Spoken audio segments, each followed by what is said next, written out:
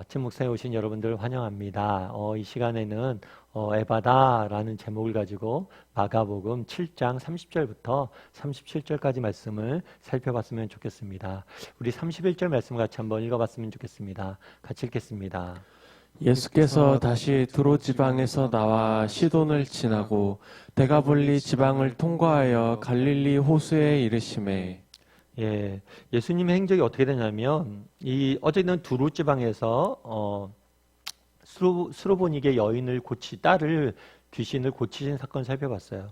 그런 다음에 다시 어디로 갔냐면 시돈 지방으로 올랐다가 다시 데가볼리 지역으로 내려갔습니다. 이 데가볼리 지역은 역시 이방 지역이에요. 그래서 예수님께서 계속해서 이방인이 거주하는 지역에 가서 사역을 하시는 모습을 볼 수가 있습니다. 그런데 이 데가볼리 지방은 우리가 예전에 한번 살펴본 지방이죠. 어떤 지방이었죠? 예, 여러분 지난번에 우리가 거라사인 광인을 고치신 사건을 우리가 살펴봤습니다. 이때 광인을 고치실 때 어떻게 고치셨어요? 귀신을 내쫓으셨어. 어떻게 내쫓았어요? 돼지 2,000마리에게 귀신이 들어가길 요청했죠. 그래서 돼지에게 들어가게 하고 이 귀신이 돼지를 이끌고 물에 수장되는 모습들을 보게 됩니다. 그리고 이 모습들을 본 그 마을 사람들은 뭘 했어요? 두려움에 빠져서 예수님이 그곳을 떠나길 원하셨죠. 그래서 이 거라사인 광인을 예수님께 고치셨는데 거라사인 광인이 예수님을 따라가길 원했습니다. 근데 예수님께서 거절하셨어요. 그러지 말고 너희 가족에게 가서 그 사실을 알려라. 그러자 거라사인 광인이 어떻게 했다고 이야기했어요? 데가볼리 지역을 다니면서 예수님이 어떤 분이신지를 전했다라고 이야기를 합니다. 오늘 본문에 가면 데가볼리 지역에 가요. 근데 이 데가볼리 지역에서 많은 사람들이 예수님에게 나와서 병자들 데리고 나옵니다. 어떻게 나오게 됐을까요? 그것은 바로 이 거라사인 광인이 그들에게 복음을 전했기 때문이에요. 예수님이 어떤 분이신지 전했기 때문이에요. 그 소문을 듣고 알았던 거죠.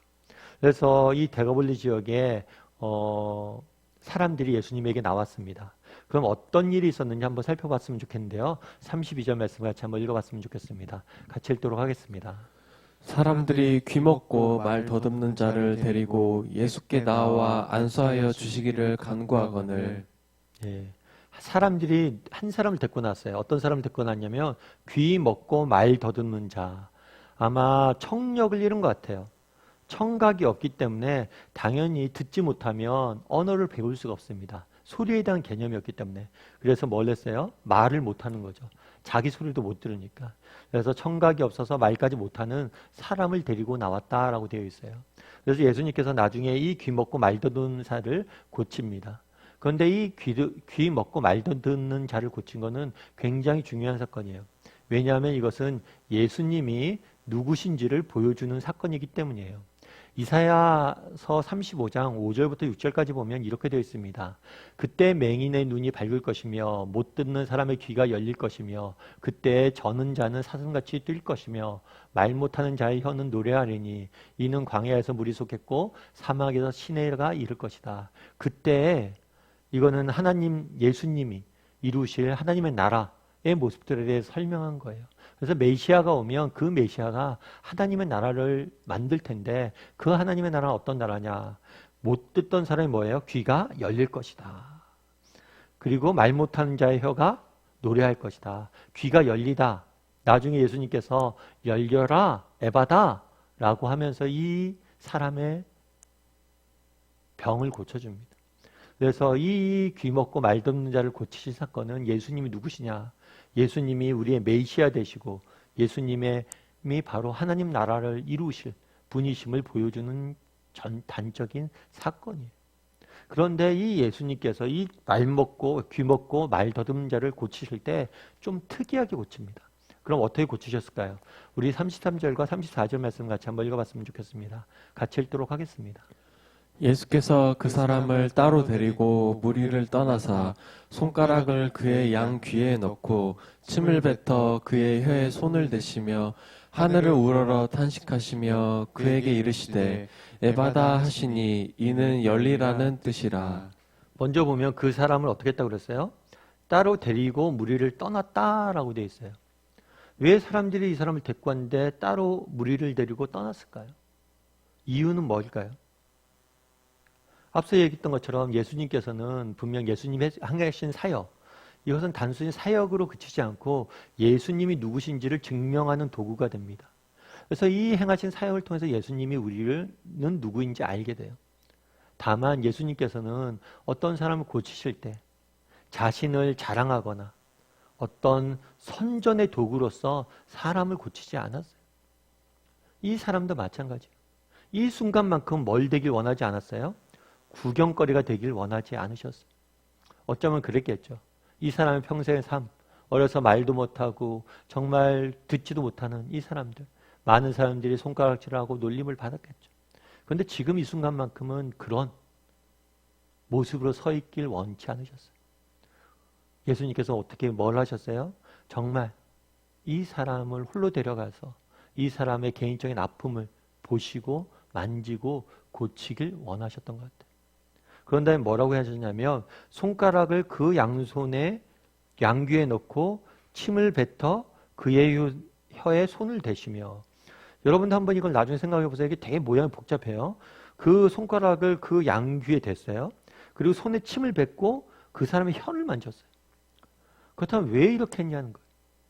사실 성경에 보면 예수님께 침을 뱉어서 사람들 치유하는 경우들을 보게 됩니다. 근데 고대 사회에서는 이 침에 어떤 능력이 있다고 믿었어요. 치유하는 능력이 있다고 믿었어요. 저도 어렸을 때 가끔 그런 경우들이 많았어요. 어머님이 뭐 모기야 같은 데 물리면 엄마가 와서 침 발라주고 그랬죠. 어디 다치면 침 발라줬어요. 침에 소독작용이 있다고 믿은 거죠. 근데 사실 뭐 그런 작용이 있는지 없는지 정확히 모르겠어요. 하지만 이건 미신에 가깝죠. 그리고 사실 침엔 능력이 없습니다. 오히려 능력은 예수님 자체에 있겠죠. 그리고 예수님도 실제로 그렇잖아요. 예수님은 언제든지 이 사람을 고칠 수 있어요. 말씀 한마디면. 야, 뒤에 실제로 보면 말씀으로 고치세요. 그런데 그날에 왜 이런 모습을 했냐는 거예요. 그런데 오늘 여기에 나온 사람이 누군지를 말아야 돼요. 이 사람은 어떤 사람이에요? 듣지 못하고 말하지 못하는 사람이에요. 사람들이 아마 이야기를 했겠죠. 이 사람을 고쳐달라고. 그런데 이 사람은 말하지 못하는 사람이에요. 그날에 그런데 예수님께서 귀와 혀를 만지셨어요. 여러분 수화 아시죠? 수화. 손으로 대화하는 것. 아마 그날에 귀와 혀를 만지신 이유는 뭐냐면 그에게 말씀하셨던 것 같아요. 그가 들을 수 있는 언어로 대화하고 말씀하셨던 것 같아요. 네가 낫길 원하는지, 정말 나를 의지해서 너가 낫길 원하는지. 그의 귀와 혀에 손을 댔을 때 그는 거부할 수 있습니다. 왜 이렇게 하는지 거부하고 떠날 수 있어요. 하지만 그러지 않았어요. 사람들은 어떤 이유로 그를 데려온지 모릅니다. 그리고 그에게 어떤 마음으로 그 사람은 나왔을지 몰라요. 그런 그를 향해서 예수님께서 뭐라는 거예요? 그의 귀와 혀에 손을 대고 물으신 거죠. 대화하신 거예요. 내가 너의 아픔을 알고 너를 낫게 하길 원한다. 네가 그걸 믿느냐? 라고 물으신 거예요. 그리고 그 다음에 뭐라고 그랬어요? 그에게 에바다 라고 말씀하셨죠. 이 에바다는 못 들었을 거예요. 이 에바다는 못 들었겠죠. 주변 사람들만 들었겠죠. 하지만 이미 손을 대시면서 말씀하신 거예요. 그리고 이 에바다, 열리다 라는 이야기는 재밌어요. 이 단어가. 이 단어는 수동태예요. 수동태. 결국 이 귀를 열어주실 분 누구예요? 하나님이시란 걸 보여준 거예요. 하나님. 열리다. 제가 이 열리다와 관련해서는 좀 재밌는 예화 하나를 들은 적이 있어요. 그건 뭐냐면 스펄전이라는 목사님이 계세요. 스펄전이라는 목사님 계신데 이 목사님은 19세기 최고의 설교자라고 알려져 있습니다.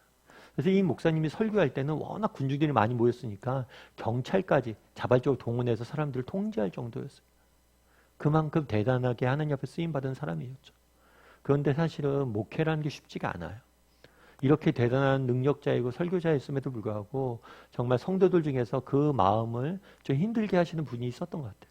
그래서 가슴앓이를 많이 하셨던 것 같아요. 그러다가 뭘 하려고 그러냐면 사직서를 내려고 그랬어요. 아, 내가 더 이상 마음이 너무나 힘들어서 더 이상 사역을 못하겠다. 그래서 사직서를 낼 준비를 하고 사임할 생각을 하고 사직서까지 다 썼대. 쓰고 이제 사직서만 내려고 그러는데 사직서 내기 전에 마지막으로 약속이 하나 있어서 그 약속을 이제 성도를 만나러 간 거죠. 성도를 만나서 이런저런 얘기하다가 이제 성도 집에 방문했다가 이제 나오는데 성도가 이제 같이 마중을 나오겠다고 이렇게 한 거예요.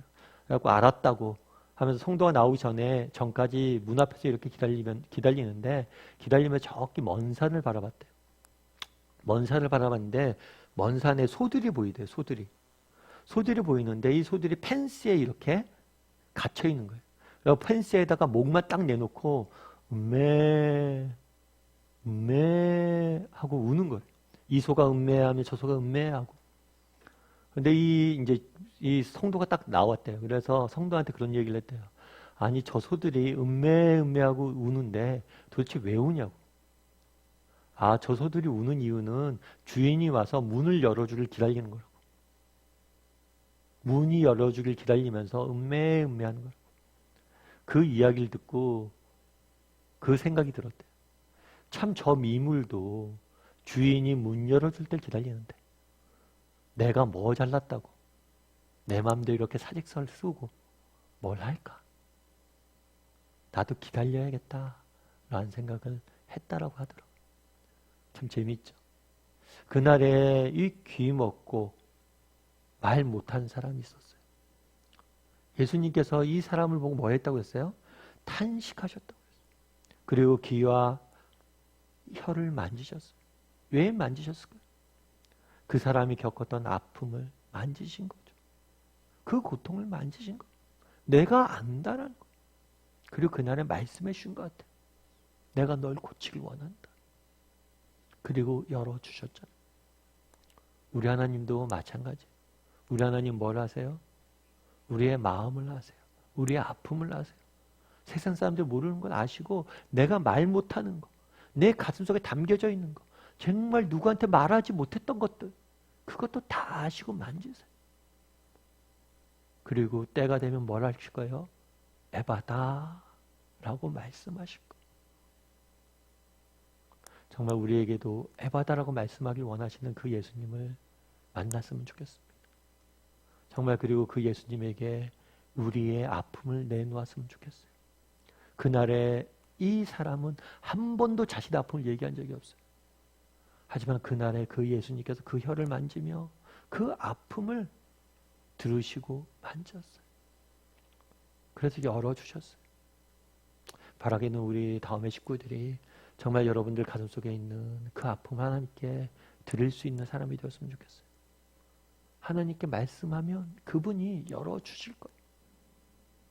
그래서 정말 여러분 가슴속 깊이 담겨져 있는 그 아픔을 하나님 앞에 가져갈 수 있는 사람들이 되었으면 좋겠습니다. 오늘 하루 그걸 기도했으면 좋겠어요. 그럼 하나님께서 그 아픔을 만지시고 열어주실 거예요.